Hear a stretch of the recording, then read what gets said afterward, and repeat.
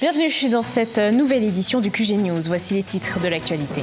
En Côte d'Ivoire, des jeunes unissent leur action pour contrer la coalition au pouvoir, le rassemblement des oufouettistes pour la démocratie et la paix. Ils vont lancer une plateforme des jeunes de l'opposition avant le mois de mars 2019. Au Congo, la session ordinaire administrative qui s'ouvre le 1er février se referme le 10 avril 2019. Au programme des travaux, l'examen de 36 affaires au total, 22 pour les députés et 14 pour les sénateurs. Et puis le Kenya a décidé de durcir la réglementation sur les véhicules d'occasion. Dans le pays, 99% des véhicules importés sont d'occasion. L'objectif de cette mesure est de favoriser la construction locale de véhicules. Le départ du président de l'Assemblée nationale de Côte d'Ivoire est proche.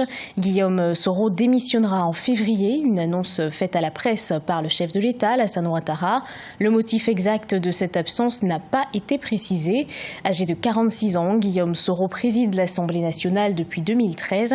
Il avait été auparavant le premier chef du gouvernement du président Alassane Ouattara après son arrivée au pouvoir en 2011. Des jeunes en action en Côte d'Ivoire. Les jeunes de différents partis politiques d'opposition et de la société civile comptent lancer une plateforme dédiée aux jeunes de l'opposition avant le mois de mars 2019. Son objectif, faire face à la coalition au pouvoir. Reportage de notre correspondant Olivier Djakotan. En Côte d'Ivoire, certains jeunes du Front populaire ivoirien, du Parti démocratique de Côte d'Ivoire, de plusieurs mouvements politiques et organisations de la société civile annoncent la création d'une plateforme de la jeunesse de l'opposition avant la fin du premier trimestre 2019. Objectif, contrer la coalition au pouvoir, le rassemblement des oufouettistes pour la démocratie et la paix. Nous sommes interpellés. Et le message, il faut que toutes ces jeunesses se mettent ensemble. Cette jeunesse se mette ensemble pour que des actions d'envergure, par des moyens légaux, puissent être menées pour mettre fin à la gestion de Ouattara.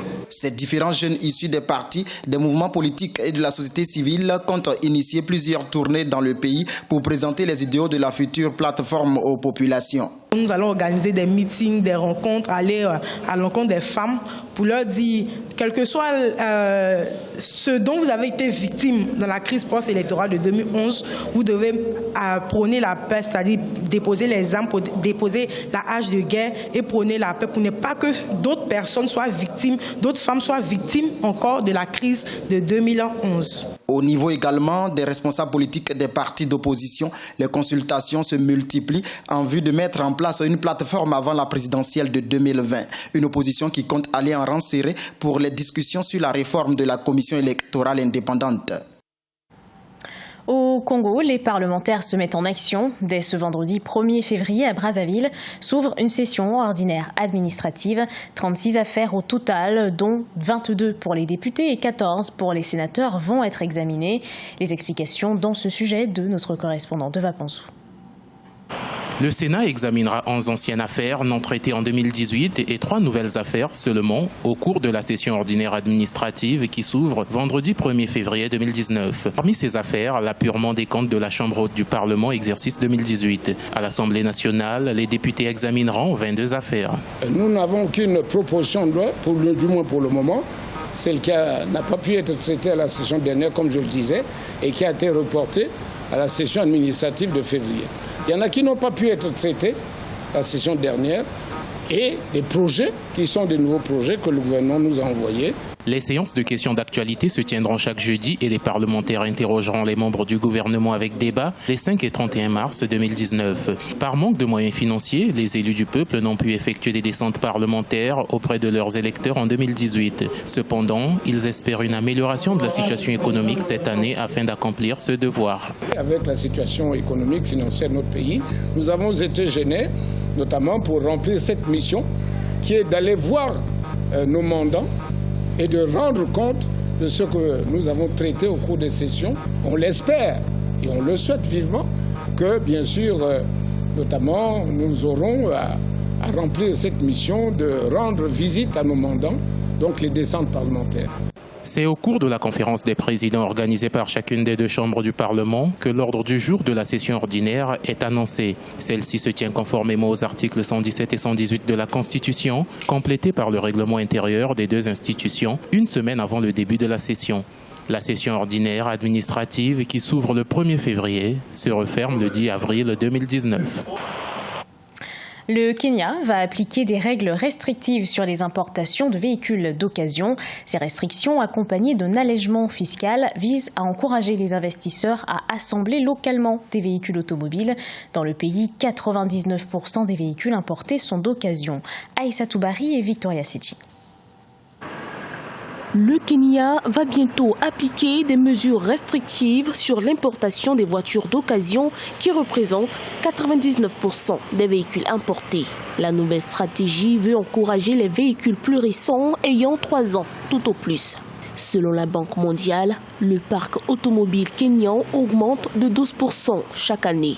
Alors, si il existe en dehors de cette mesure de limitation d'importation des véhicules d'occasion, d'autres mesures d'encadrement qui sont prises par le gouvernement kenyan, notamment pour améliorer le pouvoir d'achat de la population. S'il existe aussi à côté de ça une capacité productive de l'industrie kenyane pour l'approvisionnement du marché local en véhicules neufs, tant mieux aussi. Grâce à cette mesure, les autorités kenyanes espèrent réduire et remplacer progressivement mais systématiquement les véhicules et pièces détachées d'occasion par des produits made in Kenya, ce qui devrait surtout stimuler le secteur automobile local.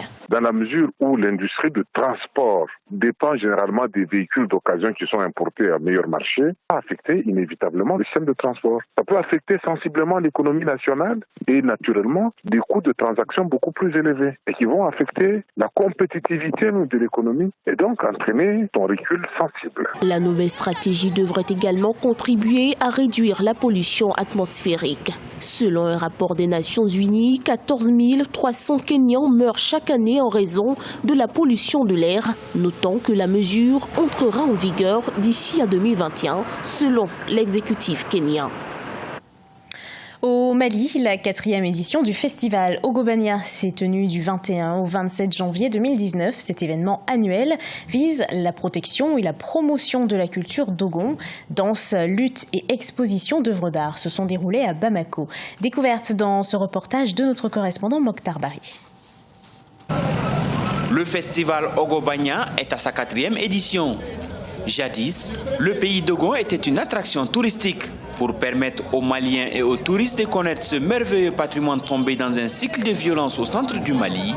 Le festival dogon perpétue les facettes du pays dogon à travers masques, danses et expositions d'œuvres d'art à Bamako. Aujourd'hui, avec l'insécurité, c'est très difficile. Et vous voyez, Sanga avait au moins 100 000 touristes par an. Aussi, on se retrouve 0 touristes. Donc, comment ça fait mal à l'économie de la communauté? Parce que le tourisme, ce n'est pas les acteurs touristiques qui bénéficient, c'est toute la communauté, toute la population. Et aujourd'hui, ça fait plus de 10 ans on est dans cette souffrance. Pour le réseau d'associations culturelles du Mali, la culture doit porter un message d'unité afin de résister au terrorisme, qui est devenu une donnée clé dans l'organisation de toute manifestation au Mali. On pense que la culture est le meilleur moyen pour que les hommes se retrouvent en fait. Parce que je pense que personnellement, le problème du Mali, c'est que les gens ne se connaissent pas entre eux. Et la culture et l'art, c'est le meilleur moyen pour que les gens puissent se retrouver. Et c'est pour ça qu'on se bat, malgré cette situation, de faire tenir les événements. Si la crise sécuritaire a été la cause de l'arrêt de belles initiatives culturelles comme le festival sur le désert de Sakan dans la région de Tombouctou, elle a aussi favorisé la naissance d'autres festivals qui refusent la résignation. Un mot de sport avec le report de la Coupe d'Afrique des Nations. Le lancement de l'édition 2019 a été reporté d'1 semaine en raison de la période du Ramadan. La CAN 2019 se tiendra du 21 juin au 19 juillet au lieu des dates initialement prévues du 13 juin au 15 juillet. Pour rappel, la CAN 2019 se déroulera pour la première fois en été et se jouera à 24 équipes contre 16 au cours des précédentes éditions. Ce journal a été préparé par l'ensemble de la rédaction. Merci à vous de l'avoir suivi. Retrouvez dans un instant une nouvelle édition de l'actualité sur Africa 24.